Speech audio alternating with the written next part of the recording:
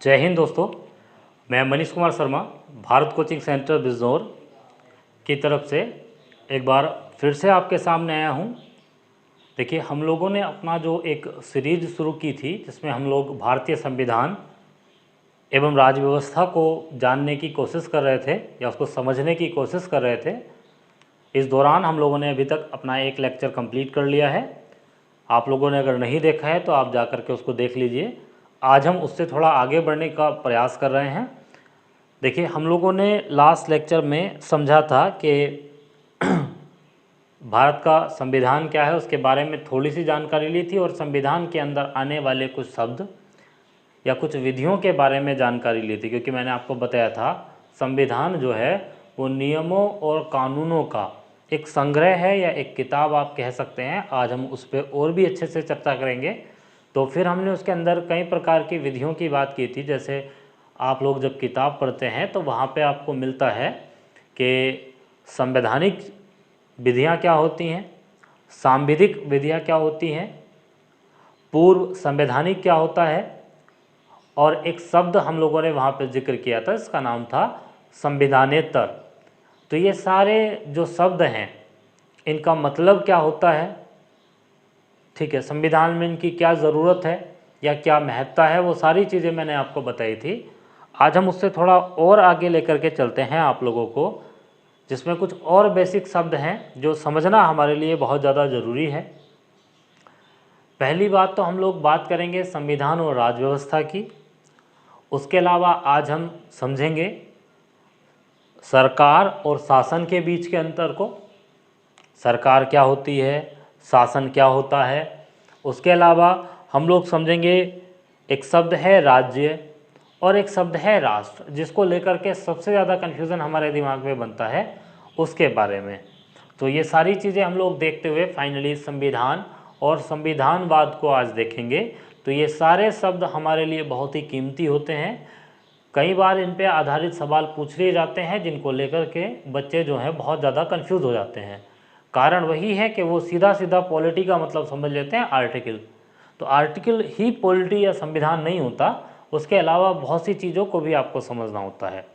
और अगर आप उनको छोड़ देते हैं तो आपके बहुत सारे ऐसे कंसेप्ट पर आधारित जो सवाल होते हैं वो आपके गलत हो सकते हैं, केवल गलत होते ही हैं। ठीक है, तो केवल आर्टिकल ही नहीं बल्कि उसके अलावा की चीज़ें जो भी हैं वो सारी चीज़ें मैं आपको यहाँ पे समझाऊंगा।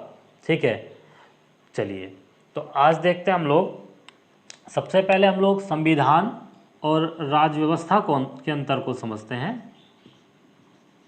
संविधान जिसे कॉन्स्टिट्यूशन भी कहते हैं, और दूसरा एक शब्द है राज्य व्यवस्था जिसे हम पॉलिटी भी कहते हैं। देखिए, संविधान के बारे में हम लोग थोड़ी सी चर्चा कल भी किए थे, आज फिर मैं आपको बता रहा हूँ कॉन्स्टिट्यूशन क्या होता है। कॉन्स्टिट्यूशन जो है मैंने बताया था, किसी भी देश की जनता को शासित करने के लिए नियमों और कानूनों का जो संग्रह तैयार किया जाता है वो संविधान कहलाता है। इसकी जड़ें कहाँ पे हैं? इसकी जड़ें हमारे समाज में हैं। देखिए, हमारे यहाँ जो शासन चले हैं, तो जब प्राचीन इतिहास भारत का ले लीजिए या विश्व का ले लीजिए, उसमें शुरुआती जो समाज बना था या शुरुआती जो शासन व्यवस्था तैयार हुई वो राजतंत्रात्मक व्यवस्था तैयार हुई। राजतंत्रात्मक व्यवस्था हमारे यहाँ पे चली थी। राजतंत्रात्मक का मतलब आप लोग आसानी से समझ सकते हैं, राज प्लस तंत्र, राजतंत्र करके बोल सकते हैं। राज प्लस तंत्र, राज मतलब राजा किंग और तंत्र मतलब सिस्टम। यानी कि शुरुआत में एक ऐसा सिस्टम डेवलप हुआ था जिसमें राजा को केंद्र में रखा गया था, यानी कि राजा ही सभी चीज़ों का सर्वेसर्वा होता था। सर्वोच्च शक्ति राजा के हाथ में होती थी। ठीक है, तो इस तरीके से राजा को केंद्र में रख कर के जो व्यवस्था तैयार हुई थी उसे राजतंत्रात्मक व्यवस्था कहने लगे। अब राजतंत्र जो होता है उसमें एक खास बात होती है कि उसमें निरंकुश शासन होता है। निरंकुश शासन का मतलब ये है कि अगर राजा के मन में जो भी आएगा राजा उसी तरीके के काम करेगा। अगर राजा को लगता है दो व्यक्ति लड़कर के आए और दोनों की गलती नहीं है, या एक की गलती है एक की नहीं है, राजा को गुस्सा आया, उसने दोनों की गर्दन कटवा दी, तो यहाँ पे मनमाने निर्णय और निरंकुश शासन को बढ़ावा मिलता है। हर राजा को आप नहीं कह सकते, ठीक है। राजतंत्र भी दो तरीके का होता है, अगर आप देखना चाहें तो एक तो प्रबुद्ध राजतंत्र कहलाता है और एक नॉर्मल राजतंत्र कहलाता है, या निरंकुश राजतंत्र आप बोल सकते हैं, एक निरंकुश राजतंत्र। अब ये प्रबुद्ध राजतंत्र का मतलब ये है कि जब राजा जनता की भलाई के काम करें, यानी कि जैसे आप देख लीजिए भारत में राजतंत्र के दौरान में अशोक का शासन, ठीक है, अकबर का शासन भी इसी में रख लेते हैं।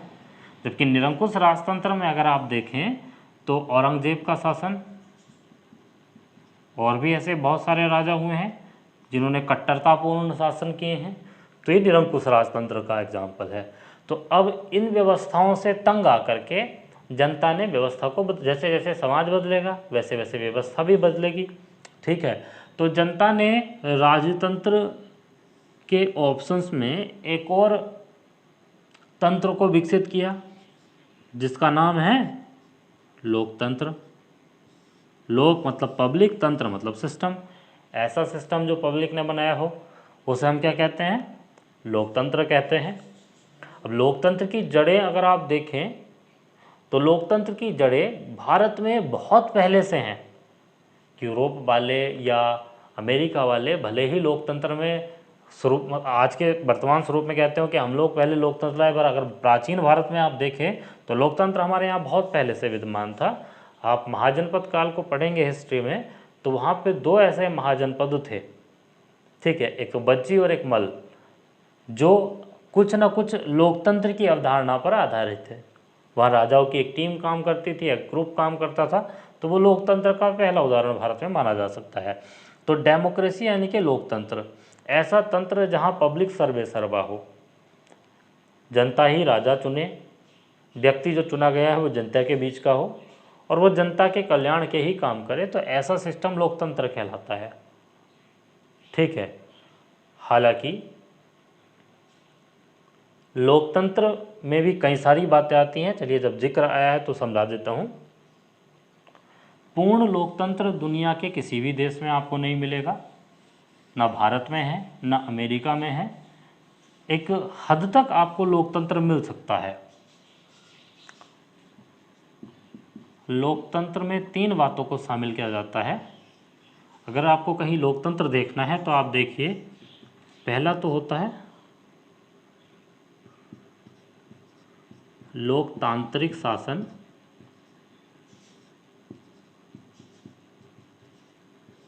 ठीक है। दूसरा होता है लोकतांत्रिक समाज और तीसरा होता है लोकतांत्रिक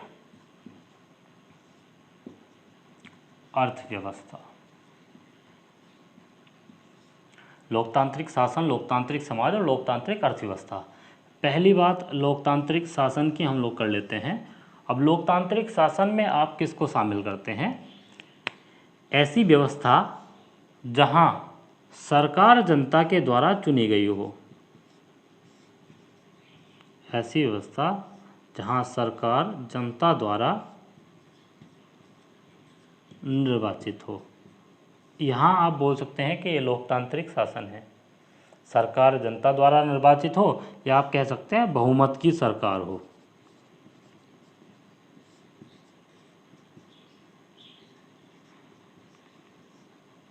सरकार किसकी हो? बहुमत की हो, यानी कि लोकसभा चुनाव जैसे हमारे यहाँ होते हैं उसमें जिस पार्टी को बहुमत मिलता है उसी की सरकार केंद्र में आ जाती है, ठीक है। ऐसे ही विधानसभा के चुनाव में जिस पार्टी का बहुमत होता है वो प्रांत की सरकार होती है। तो ये लोकतांत्रिक शासन हो गया, ये भारत में है, हाँ बिल्कुल ये भारत में है, ठीक है।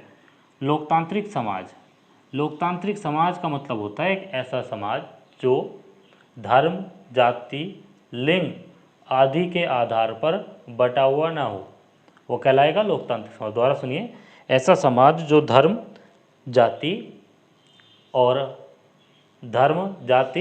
या आप कह सकते हैं भाषा, लिंग आदि के आधार पर बटा हुआ ना हो, वो लोकतांत्रिक समाज कहलाता है।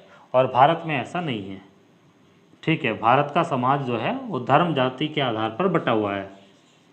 धर्म, समाज, धर्म, जाति, लिंग के आधार पर न बटाओ।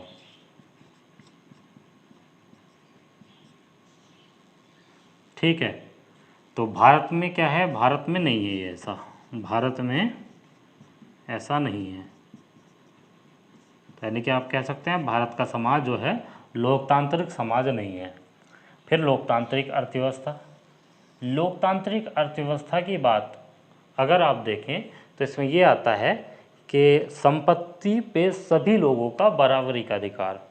तो एक अमीर व्यक्ति के पास जितनी संपत्ति का अधिकार उतने ही गरीब व्यक्ति के पास संपत्ति का अधिकार, या संपत्ति की बराबरी आप कह सकते हैं। पर अगर भारत में आप देखें तो भारत पे लोकतांत्रिक अर्थव्यवस्था भी नहीं है। ठीक है, भारत की अगर आप देखेंगे तो 90%, भारत की 90% जो क्या कहना चाहिए अर्थव्यवस्था पे होल्ड है वो मात्र 20% लोगों के पास है। 20% लोग और 90% आर्थिक चीज़ें उनके पास हैं। ठीक है, मतलब आपके देश का जो 90% एक अर्थव्यवस्था है उस पर 20% लोगों का स्वामित्व है। ठीक है, या आर्थिक जो आपके क्या क्या दीजिए आर्थिक समूह हैं उन पे 90% समूह पर 20% लोगों का अधिकार है। ठीक है, अंबानी इतनी तकड़ी प्रॉपर्टी रखे हुए हैं कि उसमें आपके 60-70% लोग समाहित हो जाएंगे भारत के।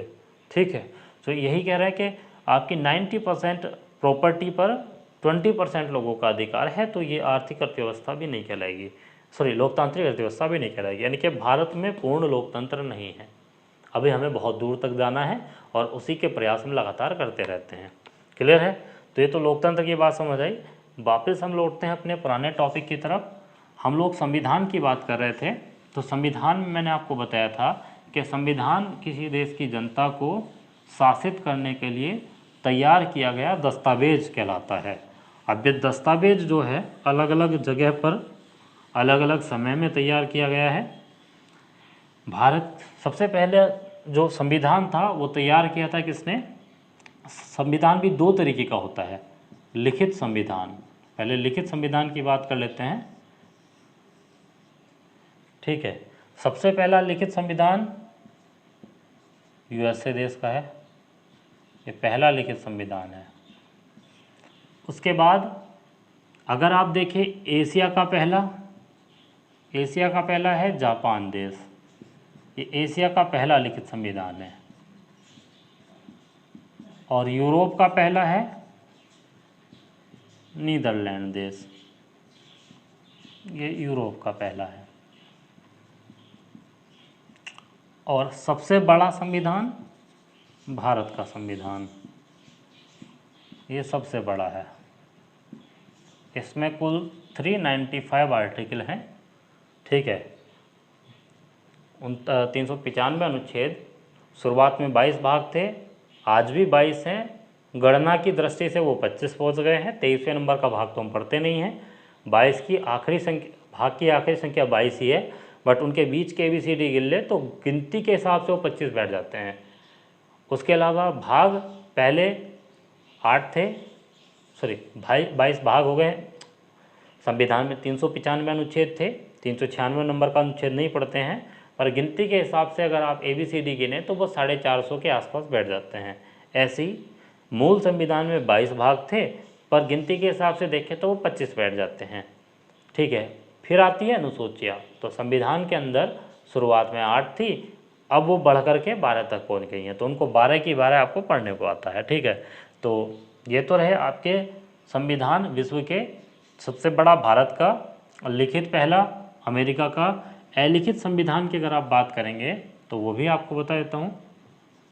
अलिखित संविधान जिसमें परंपराओं को ज़्यादा महत्ता दी जाती है उसे अलिखित कहते हैं।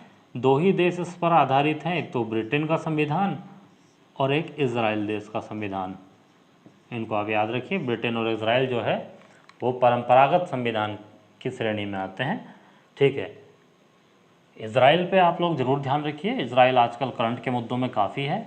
इज़राइल और फ़लस्तीन के बीच में झगड़ा लगातार चलता रहता है गाज़ा पट्टी को लेकर के, तो उसको आप थोड़ा सा अवेयर रहें। नेक्स्ट चलें। अब एक और बात आती है, संविधान का पिता भारत में तो सब जानते हैं अम्बेडकर साहब को कहा जाता है, पर विश्व में संविधान का पिता किसको कहते हैं?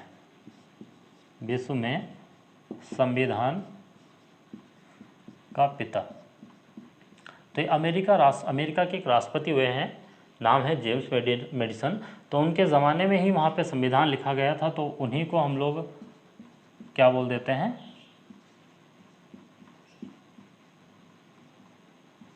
अमेरिका के राष्ट्रपति जेम्स मेडिसन विश्व में संविधान के पिता कहलाते हैं। अच्छा, ऐसा व्यक्ति जिसने संविधान का विचार दिया था, संविधान होना चाहिए दुनिया के अंदर किसी भी देश के पास, संविधान का पहला विचार, तो एक व्यक्ति हैं जिनका नाम है हेनरी मैन। ये ब्रिटेन के चिंतक रहे हैं हेनरी मैन। ये संविधान के पहले विचार देने वाले व्यक्ति थे। और भारत का संविधान का पिता तो अम्बेडकर साहब को कहते ही हैं, ठीक है। उसके अलावा भारत में संविधान सभा की बात जो की थी वो किसने की थी? जो एक व्यक्ति थे एम एन रॉय, 1934 में उन्होंने कहा था, ठीक है। नेक्स्ट है, तो ये तो था हमारा संविधान के बारे में जानकारी। अब इससे थोड़ा आगे चलते हैं। अब चलते हैं राज्य व्यवस्था के बारे में बात करते हैं। हमारा संविधान 26 जनवरी सन 1949 को बना था और 26 जनवरी सन 1950 को लागू हुआ। बना 26 नवंबर 1949, लागू 26 जनवरी 1950। क्लियर है? आगे इसके बारे में भी जानकारी लेंगे। चलिए, यहाँ तक तो आपका हो गया। अब बात कर लेते हैं हम पॉलिटी यानी कि राज्य व्यवस्था।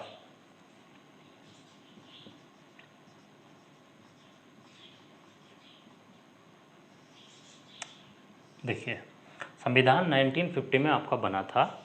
अब संविधान 1950 में बना था और आज है सन 2021। तो 1950 से 2021 की अगर आप बात करें तो 71 साल आपके लगभग हो गए हैं। और 71 साल में देश के अंदर बहुत बड़े बड़े बदलाव आपने देखे। हमारा देश एक ग्रामीण परिवेश से शुरू होकर के एक शहरी परिवेश की तरफ बढ़ा। साथ ही साथ आप देखें लगातार टेक्नोलॉजी में भी परिवर्तन हुए, ठीक है। इसरो कहाँ से कहाँ पहुँच गया है। पहले इसरो का मतलब ये होता था कि एक मतलब छोटे से ग्रुप के रूप में हम लोगों ने तैयार किया था। आज दुनिया का सबसे महान एजेंसी मानी जाती है ये, ठीक है। तब सबसे सस्ते रॉकेट भेजती है ये, ठीक है। तो राज्य व्यवस्था की अगर आप बात करें तो अगर आप देखें समय के साथ साथ आपका समाज बदलता है,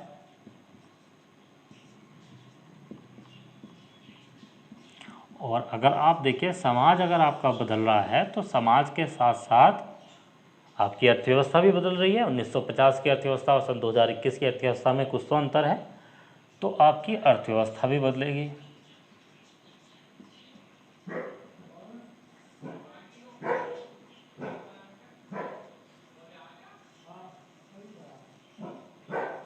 अर्थव्यवस्था जब बदलेगी तो अर्थव्यवस्था के साथ साथ आप देखिए कि देश के अंदर जो पार्टियां हैं, ठीक है, जो राजनीतिक पार्टियां हैं वो भी बदलेंगी।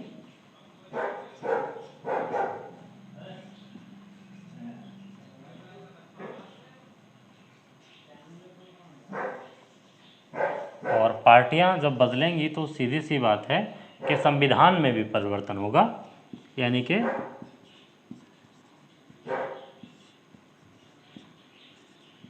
संविधान भी बदलेगा। तो जब समाज के साथ साथ हम संविधान में परिवर्तन करते हैं या आप कह दीजिए संविधान को व्यावहारिक रूप से प्रयोग में लाते हैं, तो वही हमारा क्या कहलाता है? राज्य व्यवस्था कहलाती है। या आप कह दीजिए कि राज्य व्यवस्था दूसरा तरीके से बोल सकते हैं कि संविधान और सरकार के बीच की अंतःक्रिया वो भी राज्य व्यवस्था कहलाती है। संविधान एंड सरकार, इसके बीच की जो अंतःक्रिया है वो भी राज्य व्यवस्था में आती है। और आप कह सकते हैं कि समाज के साथ जब संविधान को बदला जाता है सामाजिक परिवेश को देखते हुए जब संविधान में परिवर्तन किए जाते हैं तो वो सब राज्य व्यवस्था का हिस्सा कहलाते हैं। लगातार आप देख रहे हैं बदलाव हो रहा है। बहुत सारे ऐसे केस हैं, जैसे एक बहुत प्रचलित केस था सबरीमाला केस। तो आपने देखा था कि एक ज़माने में एक मंदिर हुआ करता था जिसमें महिलाओं को प्रवेश नहीं दिया जाता था, ठीक है। अयप्पा करके कोई भगवान जी थे दक्षिण भारत के, तो उसमें फिर क्या है कि महिलाओं द्वारा कई सारे प्रयास किए गए और फाइनली उनको वहाँ पर प्रवेश मिला। तो संविधान और सरकार के बीच की अंतःक्रिया कह दीजिए या आप कह दीजिए समाज के साथ जब संविधान में परिवर्तन किए जाते हैं तो वो व्यवस्था हमारी राज्य व्यवस्था कहलाती है। तो आपको समझ आया राज्य व्यवस्था और संविधान के बीच का अंतर, ठीक है। चलिए, तो इस वीडियो को तो हम लोग यहीं पे रोकते हैं। इससे आगे के जो कुछ टर्म्स है वो नेक्स्ट वीडियो में मैं आपके कंप्लीट कर दूंगा। छोटी छोटी वीडियो ही बना रहा हूँ क्योंकि कारण ये है कि यूट्यूब पे अपलोड करने में उसमें दिक्कत नहीं आती है और आप लोगों को भी समझने में कोई समस्या नहीं आएगी, ठीक है। अब दूसरी बात एक और कि ये तो मेरे अभी शुरुआती लेक्चर हैं जो मैं आपको यूट्यूब पे भी प्रोवाइड करवा रहा हूँ। जल्दी ही मैं ये लेक्चर आपके टीचमेंट पर, जो हमारा ऐप है टीचमेंट, उस पर स्टार्ट कर दूँगा और मॉर्निंग में एक टाइम हम लोग रख लेंगे। उसी टाइम मैं आपके सामने आया करूँगा और आप सब लोग भी आराम से उस समय पढ़ सकते हैं, ठीक है। तो चलिए पढ़ते रहिए और थोड़ा थोड़ा इसमें अपने एक रफ वर्क के तरीके से या कैसे भी अपने नोट्स थोड़े थोड़े बनाते रहिए और लगातार पढ़ते रहिए। कोई क्वेरी हो तो मुझे आप, मैंने बताया था, टेलीग्राम पे मैसेज कर सकते हैं। टेलीग्राम है हमारा GS विद मनीष सर, तो वहाँ पे आप मुझे मैसेज कर सकते हैं, अपने डाउट पूछ सकते हैं और सीधी सी बात है, पढ़ते रहिए, कोई दिक्कत नहीं है। और कोई समस्या अगर आपके साथ आती है तो मुझे आप बिल्कुल बता सकते हैं, ठीक है। चलिए मिलते हैं नेक्स्ट वीडियो में। जय हिंद सभी को।